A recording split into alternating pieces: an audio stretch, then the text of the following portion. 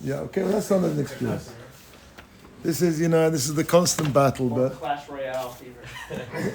if I tell you something, if I would recommend one Kabbalah for you guys for Yom Kippur. Yom Kippur, I think I told you the story of many times probably already, about Rav Volby, Zatzal, about the fighter jet. I told you this one? No? I think so. Okay. All right, so if you can't remember, then I'll tell it again. People stand on Yom Kippur and they go, I'm never going to do this again, I'll chait. And in a way it's a bit of a joke, because how many of your quote-unquote New Year resolutions actually stick? None? Maybe a few sometimes. A little bit, yeah. Maybe. I'm not saying nothing. A little bit more in the new direction. Okay, but that's great. I mean, but the thing is, usually it doesn't work very well. And why is that? Because the Yetzer Hara, he sees you taking all these big things upon yourself, and he shoots you out of the sky. Rav Wolbe, Zatzal, he was alive at the time of the 73 war, the what's it called, the Yom Kippur. Thank you, the Yom Kippur War. The Yom Kippur War. So the Yom Kippur War was probably one of the most dangerous situations that the state of Israel, the Jewish people, were in the last 100 years. For sure. Yeah? Or much worse. I mean, the Syrians nearly broke through to Tiberia. Oh, wow. And the Egyptians were on the other side of the canal.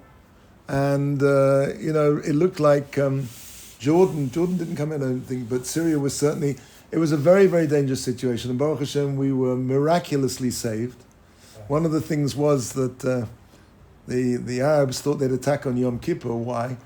Because they figured that everybody would be weak from fasting. One of the things that Hasidim Rishonim used to do before they went into battle was davka to fast. So that wasn't a very good option. But more than that, on a practical level, that the most difficult thing when you have a reserve army, which the Israeli army is largely a reserve army, the standing element of the army is fairly small, and it relies on being able to mobilize a large number of people very quickly, because it's not like a standing army, right? So what they didn't realize was the one day of the year when pretty much you can mobilize everybody in the most speedy possible way is when Yom Kippur, because you just drive to the shul and you go, right, call up, Cohen, Berendt, right, whatever, Kasava, and people they come out and they're into the trucks and they're off to the front. So it meant that the divine providence was that they were able to mobilize the army very fast. And Baruch Hashem, they fought back, and with Siyad Dishmaya, they managed to actually get into Egypt, and they were surrounding the Third Army, and Henry Kissinger stopped them basically from destroying the entire Egyptian Third Army. I mean, the history of this state is always that we fight until America says stop. I mean, basically that's been from the get-go. But so that's why they have to do things very quickly, and like armistices and ceasefires, like up to the line. Anyway, to give chizuk to the troops in what was then Africa, they flew Rabbi Shlomo Wolbe, Zeichat Levrocha, over to speak to the troops, to give them chizuk. So of course there were no commercial airlines flying to Sinai at that point in time. So what did they do? They put him in a fighter jet. He was in the back of this two-seater fighter jet. They crossed the Suez Canal, and all of a sudden the pilot drops down to about 50 foot off the dirt, and he goes very, very fast. And Rav Wolbe gets scared. He says, is the plane okay? He said, yeah, fine, Rabbi, relax, no problem. I'm just getting down under the enemy radar. On Yom Kippur, you've got to get under the enemy radar. If you come out of the sty blazing with guns, I'm going to do this, I'm going to do that, I'm never going to speak Lashon Hara again, I'm never going to look where I shouldn't look, the Yetzer Star is sitting there laughing his head off. But if you do one small thing, but the thing is that it has to be something which is constant. If you do it constant, there's such a power in Hasmoda. The secret of everything is Hasmoda. What's Hasmoda mean? Hatmada. Slowly. No? Hatmada? Consistency. Consistency. That's the most important thing in life is I remember, I turned up here at Osameach. I was 38 years old. I opened the Gemara 6 months before. After 2 years here, I was mamish out the door. This is just too difficult. I can't do it. You know, your brain at 38 is not the way it is at 19, 20. It's just very difficult to sit down and open a Gemara.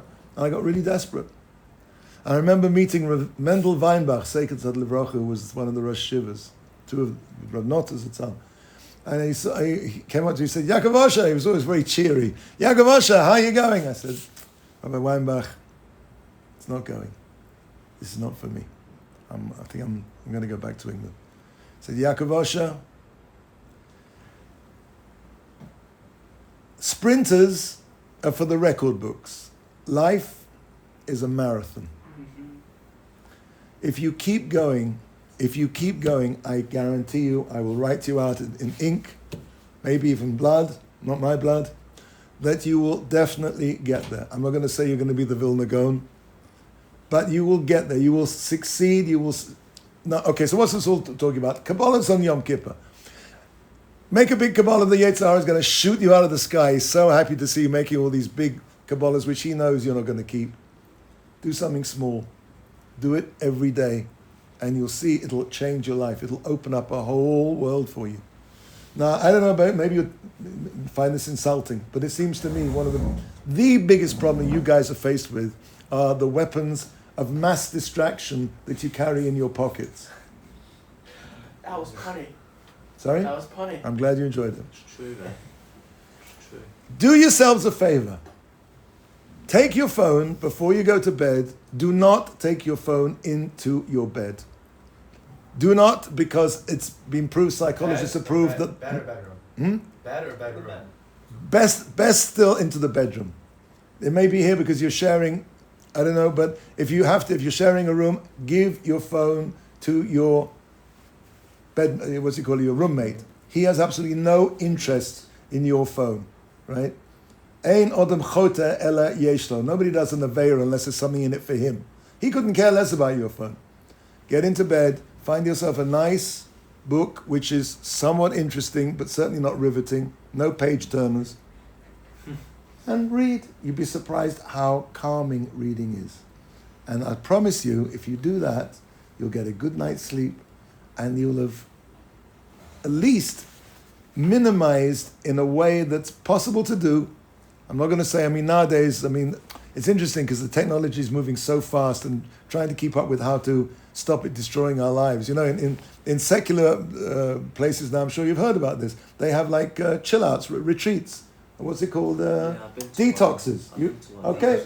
There was like a meditating one, a silent one. I did that for a week in Thailand.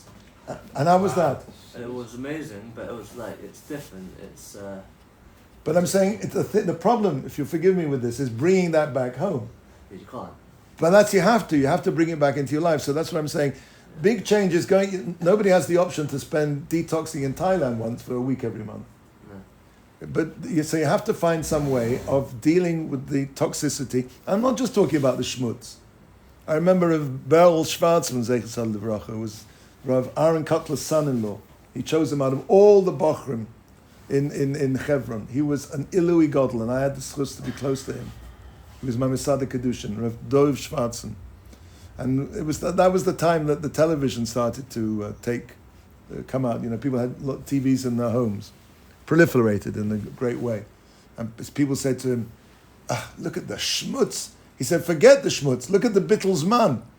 Even if you've got a good filter on your phone, and even if you're not looking at things which are going to destroy the neshama and the person, Rahman al-Islam. So many people have gone down. I'm sure you know more tales than I do.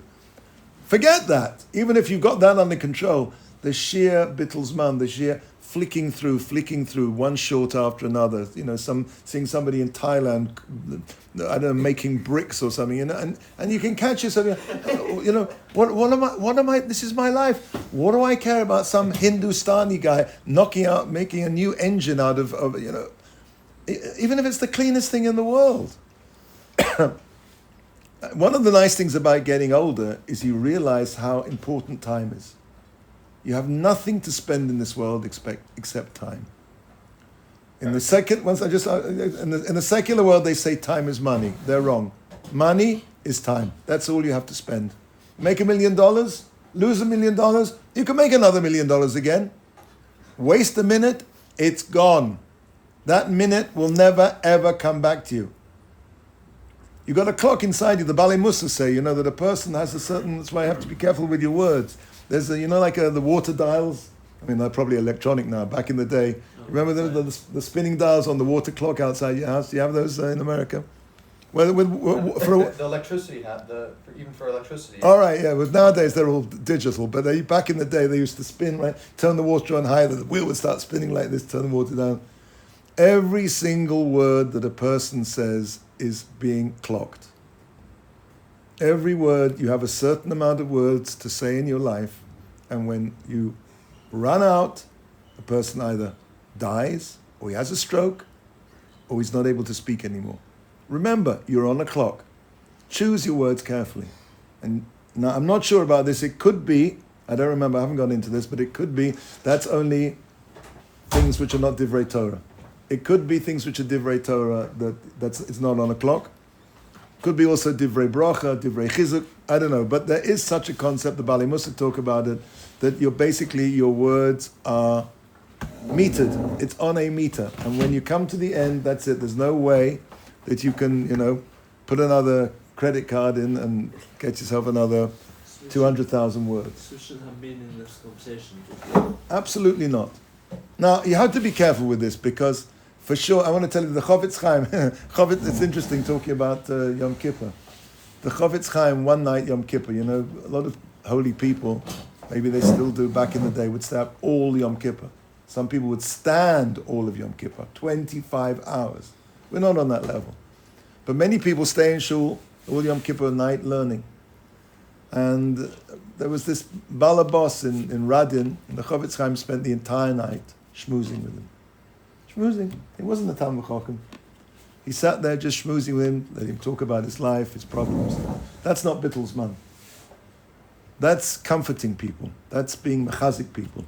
So it could be, depending on the context, a seemingly, what did you call it? Meaningless conversation could be extremely meaningful. If this person needs to, what do they call it? Chew the fat. That's American, isn't it? No, I thought it was. If he needs to express himself, so then you're listening to him and you're talking to him. It's not bittul zman. That's being mechazik somebody. That's giving somebody life. Judaism is very contextual. One thing in one context could be a mitzvah, and another context it could be an aveira. For example, it's a mitzvah for a person to exercise, right? It says, what you call it, v'nishmartem es nafshosechem ma'od. It's either the only or one of the only times that the Torah uses the stress is to say ma'od. Ma'od means what in Hebrew? A lot, very much. Look after your nafshosechem, your health, very much. You have extremely be careful with your health, extremely. So for sure, a person has to eat properly, he has to sleep properly, and he has to exercise. What's the pasuk? V'nishmartem es nafshosechem ma'od. I don't know if that's exactly correct. I shouldn't be really quoting a pasuk without reading it, but you'll forgive me. Hashem should forgive me, but that's the idea. You should look after your health in I don't want to say extreme fashion, but have very, very careful with your health. Now, so what does that mean? It means you have to go according to current medical opinion. And when I say medical opinion, I'm not talking about fringe, like, how do you say, all these, my wife is, maybe I shouldn't say this, my wife's into, what's it called, food, the good, vegan? Not vegan, it's called, they have a word, what? Vegetarian, but she's not totally vegetarian, but there's a thing where, organic. Right, she organic eggs. I say to her, but excuse me, my dear, wonderful Rebbetzin wife, all eggs are organic. You know what organic means? I mean, I don't want to, not to gross you guys out, but what comes out of the body is also organic. All organic means that's a word that's been hijacked by people who want to make money to, in some way, to say that it's purer or it's, like they read fairy bedtime stories to the chickens before, I mean, do me a favor. I'm saying that what's called normal is what the normal, broad, medical spectrum says is necessary to do. So whatever that is in terms of exercise, depending on your age, depending on your temperament to a certain extent, that is a mitzvah. In other words, you go to the gym and you need to do, let's say, whatever you've worked this out, you spoke to your rabbi, you spoke to your trainer, you spoke to whoever you need to know, that your particular body needs, let's say, half an hour a day of exercise. You have half an hour of mitzvah. Not just like chilling. If you do 35 minutes of exercise, you have 30 minutes of mitzvah and 5 minutes of aveira. Why? Why? Because you don't need that anymore. That is something which is now, this is something which is not for the service of Hashem. I'm looking after... Be in the service of Hashem. If the exercise helps you concentrate and become a better Jew, I think fine. Exercise. Fine, then that's a mitzvah for sure. But if it's not just now a question of pumping up the muscles or getting, what do they call it, ripped? What do they call? Getting ripped makes me serve Hashem better. Okay, Right. if that's the case and you're sure about that, then that's a mitzvah. That's a mitzvah. But a person has to be very careful. And I want to tell you something else, something very fascinating. When you go to the gym, and I'm sure you do, right, or exercise, whatever you do, or when you eat, or when you do anything physical, if you think, I'm doing this because I want to serve Hashem.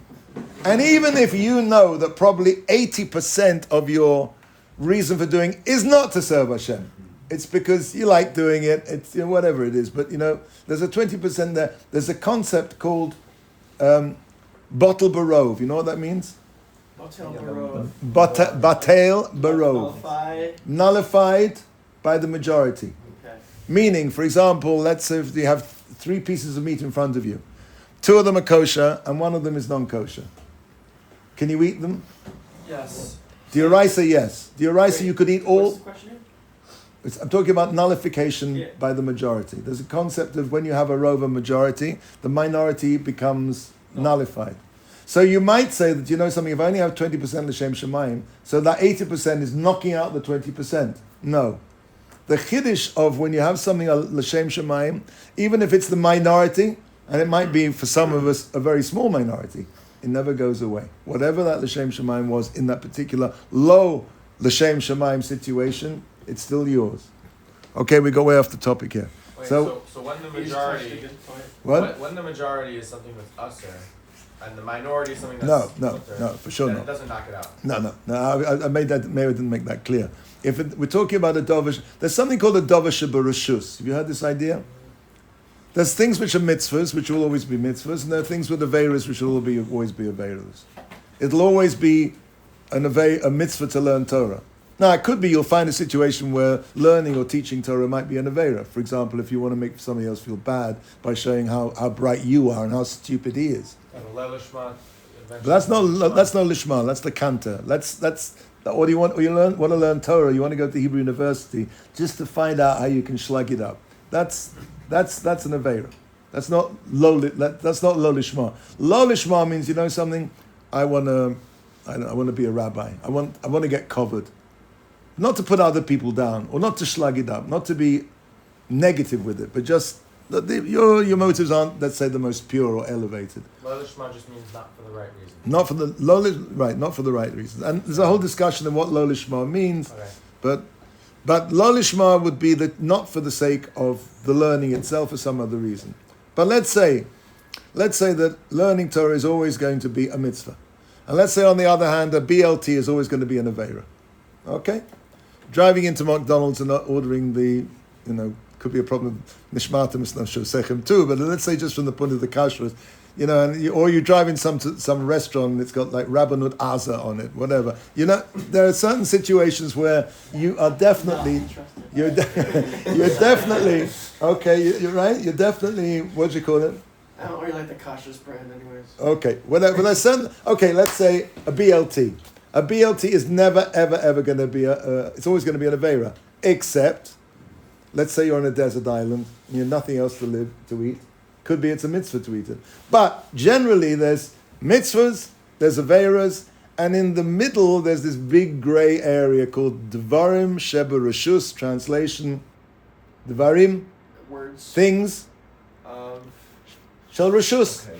Rashus means permission. It means like I don't know what the word is in English. Could be not. Right, it's like, Eating. it's voluntary, it's like, yeah. And a lot of the things, most of the things in our lives, if we're not davening or learning or chas v'chila doing some kind of avera, but a lot of the things like, I don't know, for example, exercise, the Dvar Shabarashus. You say, I want to plug it into that because why? No. This is very important. A Davar Shabarashus is only a Davar Shabarashus in potential. Get this idea. It's only when it's on the shelf.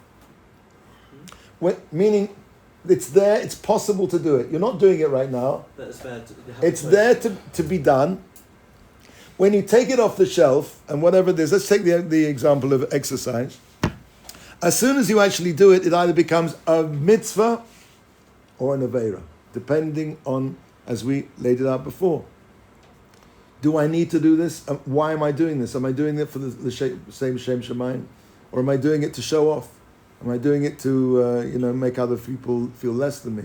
Am I eating to serve Hashem, or am I eating to feed my face?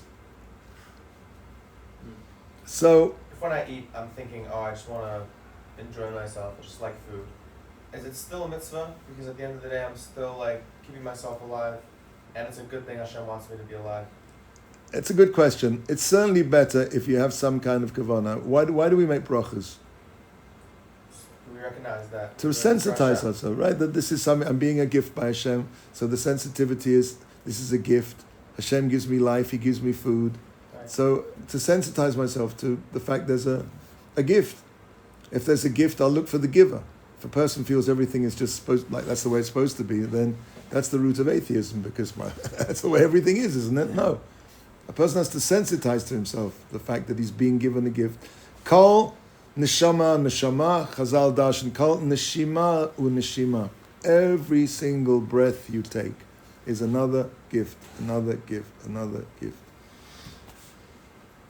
So anyway, if I could just give you one word of advice, I would suggest that you take upon yourself that Kabbalah. You don't have to. I'm just suggesting something which I've seen has worked for people and had tremendous results, to keep the telephone, keep the smartphone, keep the dumb phone out of your bedroom.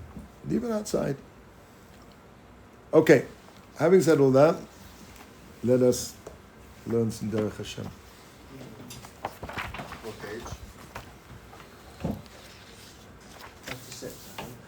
We got to Gimel, I think, yes? We're talking about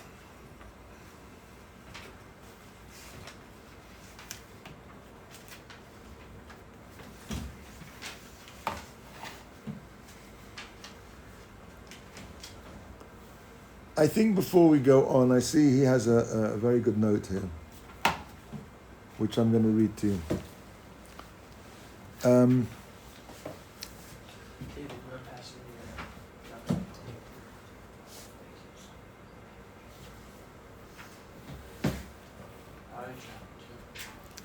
Yeah, this is a very good summary.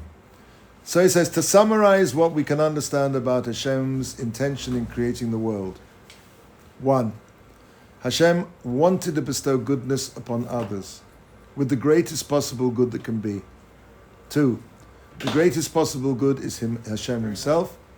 You don't have this in your books. So by definition, anything that he would give to a created being could not be the greatest good. Sorry, that doesn't mean that right. So I don't know anything that he would give. I don't understand what he means though. I see what he's saying. He doesn't write it very well. The greatest possible good is Hashem himself. So by definition, anything that he would give as a free handout to a created being could not be the greatest good. Hashem therefore desired that the created being should attain a state of devekus with Hashem, connection to Hashem as much as humanly possible. And 4, because of course the greatest good is Hashem, so Hashem created a system by which we can, so to speak, have Him, be dovek to Him, be connected to Him, be aligned with Him in the best possible way, closest way. For such a state to occur, the two parties must be somewhat similar. Now, of course, there's nothing similar about us and Hashem.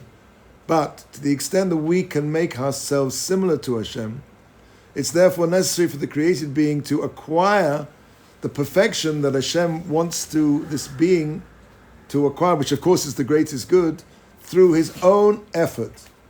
And therefore, in this manner, he will resemble Hashem, so to speak, to some extent, because Hashem also is the possessor of his own perfection. That's as far as we got. The Omnom.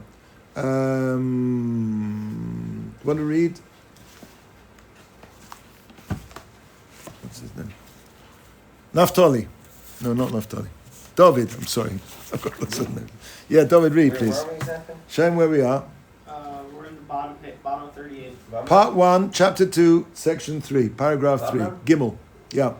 Omna milvad hayois habriya hazeish shekonasa hashleimois riya vidavek v'goyra yisbach shemai mitzad his damusa by hinei al yedei kunoisa hashleimis la nimtseis mistabekas v'halachas by ad seif kunoisa hashleimis ham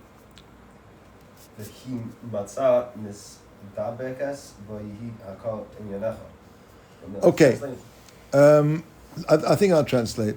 So now the Ramchal's really going slightly, we said some of this anyway already, but Omnam, however, apart from Hios Habriya Hazois, apart from the fact that this creature, meaning man, acquires l'shleimus, 1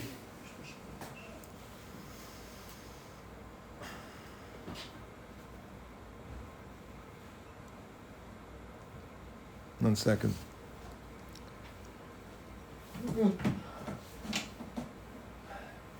Yeah. So it's coming off the point we said about before about being similar. So apart from the fact that this being, having acquired this perfection as much as possible, will now be worthy of this devekus, this connection to the Creator, based on his resemblance to him, as much as possible. I'm going to read that in Hebrew now. V'omna milvad heyos habriya hazois she'knasa hashleimus ruya ledabek bevoro yisbarach shemo mitzad his da musa lo. That's what we just said. Apart from that, so to speak, advantage, the fact that now, seeing as a person has perfected himself, he now becomes like Hashem, so to speak, and therefore he's able to be dovik in Hashem, connected to Hashem. Hinei al yedei kanoisa hashleimus lo. Through the acquisition of the perfection itself, he will also nimtseis medabekes v'holeches bo. He will also be in a continuous state of devekus to him, until the time that Hashem ad shesov kanoisa hashleimus hanimtza mistabekes boy, until yakol inyan echad, until he'll come to the time where he completes this acquisition of the perfection, and he finds himself in a state of devekus to Hashem, and all will be one and the same. So this now really. So he has a note on this, which I'm going to read to. It's not that just a person first perfects himself in order that he can become later. We spoke about this a little bit yesterday. Worthy to attain the devekus. It's not like you do your job and you get your payment at the end of the day. It's not like you turn up for work and at the end of the day you get your paycheck. What's the devekus mean again? Devekus literally means connection or cleaving to. The modern Hebrew word devek means glue. Okay. So devekut means attachment. It's interesting. In the notes here, he rarely translates it. He just puts it in to, what's it called? He transliterates it into devekus. Again, so it's not that when a person, by perfecting himself, therefore he gets a payout, he gets a reward by getting quote-unquote devekus. Rather, the process of achieving this perfection, that is the devekus. In other words, the process is the end. The means is the end. The process of perfection in itself is the devekus. How's it the process? Wouldn't the process mean like the way you're getting connection? Right, but I just wanted to point out that what the Ramchal is saying is now, it's not like you perfect yourself and Hashem goes, oh wow, this guy perfected himself, give him some devekus. And give that guy some devekus. He did a good job there, well done. Pat on the back. That's not what happens. The process of perfection is the Devekus. The more a person perfects himself, the more he becomes like Hashem. And so, Mimela, automatically, he becomes Dovek in Hashem more. That's the point he's making. Yeah. Oh, wow. Listen what he said here. My mission almost the same as I said. Rather, the achievement of perfection is something like that, which is the benefit that Hashem wants to bestow upon His creation, because Hashem's perfection He's trying to bestow on us, and we do that by us perfecting ourselves and making ourselves more like Him. And as we said before, the more like we are, the more Mimela we are Dovek in Hashem. Accordingly, listen to this, the world should not be viewed as a kind of amusement park in which people earn tokens to eventually cash in to receive their prize. Rather, the perfection one achieves in this world is itself the promised pleasure. Rav Yitzchak Isaac Chava in Siach Yitzchak quotes this view of the Ramchal, writing that our performance of Torah and mitzvahs is in itself the reward for the reward we receive for doing so, which is exactly, for those of you who were yesterday, what we spoke about the tree. Eitz pri oseh pri. That's Olam Haba. It's the world that comes from this world. There's nothing new about Olam Haba. It's not like you do your stuff down here and then you go up to this other world. As we said, the corollary, literally, of Olam Hazeh should be Olam Ha. Who? This world, that world. It's not. It's Olam Haba, meaning this world, Olam Haba is merely a revelation, is a rerun, so to speak, of this world, whatever you did, but truly revealed as what it really is. In other words, the effort that you put in this world is the reward. You're just not feeling it now. You just don't know it now. Not like the amusement park where at the end of the day you cash in your chips. Okay, let's go weiter. So far, so good? More like experience in a video game. Where like the more experience you get, the higher, the stronger you get, the more intelligent you get, the closer you get in terms of level. Like the higher your level. You're going to have to forgive my ignorance. I'm not an expert on video games. I don't think I've ever played one. In order to get to like the next level, you need a certain amount of points. Okay. Which is done by like doing things like skills or like. But isn't that like getting paid out? Not necessarily. Okay. It's more like you're developing yourself. It's like the closer you seek perfection, the more you level up. But at the end of the day, you get paid out. So is Judaism a point system? Not necessarily. No, that's what I'm saying. It's not a payout system. For example, there's 90 levels in the game. Yeah. Like you start at level 1. Right. And then as you do things in the game, not specifically making money or things, you're just moving up in the game level by level until you get to level 90. And then at level 90 is just level 90. It's just a But there's no like level, not like an actual now you win the game. Uh-huh. It's not necessarily. Okay, that's a good marshal. Yeah. Thank you, Dave. Thank you. All right, so that is what he has said up till now. We love video game references. So now, V'zeh, let's see. Who, I want somebody to read to the,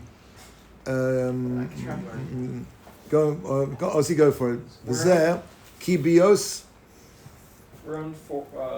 It says V'zeh. We're like halfway through this. I stopped in the middle of it. V'zeh ki bios. Yeah. Yisbarach shemo.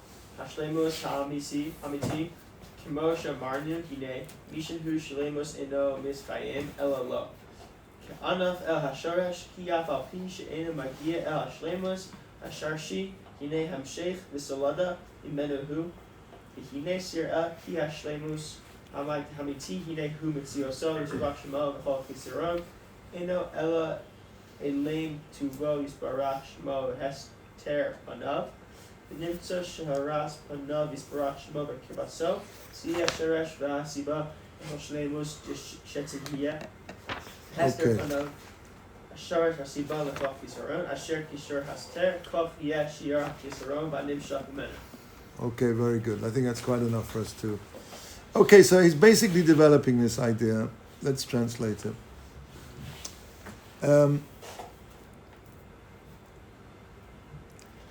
This is so. In other words, talking about this, the action, so to speak, is the reward. Schar mitzvah mitzvah, we pointed out, on a deeper level means the reward for the mitzvah is the revelation of the mitzvah on a higher level. And again, that's connected with the fact that Hashem wants to give us the greatest good. This is so because Hashem's existence is the true perfection. Seeing as Hashem's existence is the true perfection.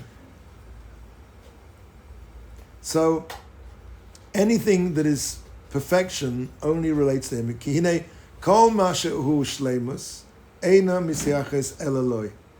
It's not possible to have anything which is related, perfect in any way whatsoever, unless that is, so to speak, related to Hashem. Anything, all shleimus comes from Hashem. There's no such thing as any kind of shleimus, any kind of perfection, which is not in some way novea, flowing from Hashem. Ka'anaf shel el shoresh. For example, in the same way that a branch, an anaf, relates to the root. In other words, since Hashem is the only true perfection, any creation that achieves some kind of perfection is deriving that perfection, is yonek, is feeding, like a branch feeds from the tree and from the root. Ki afal pi she'eino magia el shleimus hashoresh. He's using this as a mashal now. Even though the branch will never reach the perfection of the root, Hine hemshech v'toloda mimenuhu. Nevertheless, it extends and emerges from it, as we said. He has a note here, basically. Okay, we'll read it. Therefore, even though there's a tremendous difference, of course, we have to keep this in mind. There's a total, absolute difference between Hashem's perfection and that of a created being. They still can have an association. He's still dealing with this, I guess, philosophical problem that on the one hand Hashem wants to give us of Himself, but that's not possible, so to speak, because we're a creation and Hashem is the creator. But because we are connected, all perfections flows from Hashem. So in the same way that a branch partakes of the perfection of the root, so similarly by us being medameh, making ourselves, perfecting ourselves, necessarily therefore we can draw up that perfection, so to speak. And that leads to that devekus. They're one and the same thing. The devekus is the perfection, and the more we are perfect, the more we can be dovik. It's a kind of, how do you say, it's a cycle. I don't understand this root thing. What's that? I don't understand this root thing. How to understand that? How do I understand the root thing? The marshal, what's he saying? Yeah. So he's saying like this. The root, it's axiomatic, contains the true perfection. The root has everything in it. Like the sod, the foundation? Of a tree. This is of a tree. Let's say a root of a tree. A root has a tree and it has a branch. Now the branch is one aspect of the expression, so to speak, of the root. The root is, let's say, the perfect essence, is the total shleimus of Hashem. The branch, of course, you can't take it further than the Moshe will allow, but the branch is, by virtue of its being connected ultimately to the root, partakes of the perfection of the root. Even though it will never achieve the perfection of the root, but it's still deriving its yonek, its feeding from, deriving its sustenance, and in our case, its perfection from the root, which is Hashem. Okay. Rabbi, when you say perfect, aren't like angels perfect? They don't have like any deficiency. They're not as perfect as Hashem. They're more perfect than us in some senses.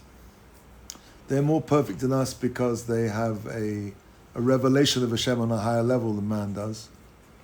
They don't have Yetzer Hara, right? They don't have a Yetzer Hara. Why don't they have a Yetzer Hara? Because they have no free will. Why not? Because they have this revelation of Hashem, which, so to speak, fixes them in place. If Hashem was revealed to us, then we would also not be able to do anything apart from the Ratzon Hashem. But they do things that are wrong sometimes. No, they don't. It's not possible. What about all those times that Noah did things that were wrong? Who? Where? During the times of Noah, before that, the fallen angels, right? The Bnei Elohim. Okay. Can we leave that to one side? I'm not sure I'm qualified to speak about that without researching it more. Okay. But conceptually, an angel, for example, it says in the Pasuk, Samti holchim beina omdim kan. You've placed holchim beina omdim. Samti holchim, that's man, beina omdim, amongst the standers, omdim, omed. Angels are called standers. Why? Because they can't move. They're transfixed. It's interesting, in the word for a wild animal in Hebrew? Chaya? Chaya. Chaya, does that sound familiar to you? Sounds like Va'ofonim va'chayos ha'kodesh. A chaya is also, an angel. so is an angel's a wild animal? What's the answer? Think about it. Just like an animal doesn't have free choice, but it's alive. An angel does not have free choice. Excellent. But it's alive. Nobody is going to run out to the forest and arrest a lion for tearing a goat to pieces. I will. A lion is supposed to do that. A lion has an instinct. A lion, a wild animal, a chaya, is fixed. It can do no other than its instinct. And similarly, an angel is a chaya because it's also fixed. It can do no other than the fact that it has this total, well, almost total revelation of Hashem, so to speak, much higher than ours. It's fixed in its place. It's, so to speak, petrified, and quite in the literal sense. Actually, the word petrified, it's like one of those words in English that changed its meaning over the years. Originally, petrified, you know what it meant? Like rock, fossilized, petrified. Now we use it to mean something else, But anyway, so angels are petrified. They're frozen in their place. They're omdim. Man is called a mahalech. Why? Man is called a walker. Come on, you were there before. A walker. Why is man called a mahalech? Without Reuben, help me. Because man is the only creature in existence. Shmuel, Ozzy, man is the only creature in existence who can go up or down. He's mobile. He's a mahalech. Man How do and you spell this, Mahalech? mahalech is mem. It's from holech, halicha. up or down spiritually? Yes, exactly. And that's why Hashem has to be hidden from us, to allow us the possibility of going down as much as the possibility of going up. The Hebrew word for world is what? Olam? Olam. What's the root of olam? Ol? Ne'elam, meaning vanished or hidden. This world is constructed, Shmuel, is constructed as a place of hiddenness. The very word olam says that. Nelam is hidden? Yeah. Or vanished. Yeah, but Olam Haba, like the next one. Hashem. All right, okay, you're right. But I'm saying that the root tells us something. Yeah, okay. Point taken. No, I hear what you're saying. So the point is that. How do we get into this? Nelam. Chaya. Chayos, we talk about angels, about choice, Man about is a holech. man is a halech, is a holech. So I was reading this. Yeah. So the all right, the root, right? So the root, controls the true perfection, but I'm going to stop now. True perfection is Hashem's existence. Any shortcoming is merely the hiding of Hashem's goodness and the concealment of His countenance. And I'm not going to go to the end here because right here there's a whole load of stuff to talk about. Gentlemen, I wish you a gemach sima tova. Look forward to seeing you after Sukkot. Pleasure. Okay. Thank you. Thank you. Thank you very much. Thank you, Rabbi. All the best.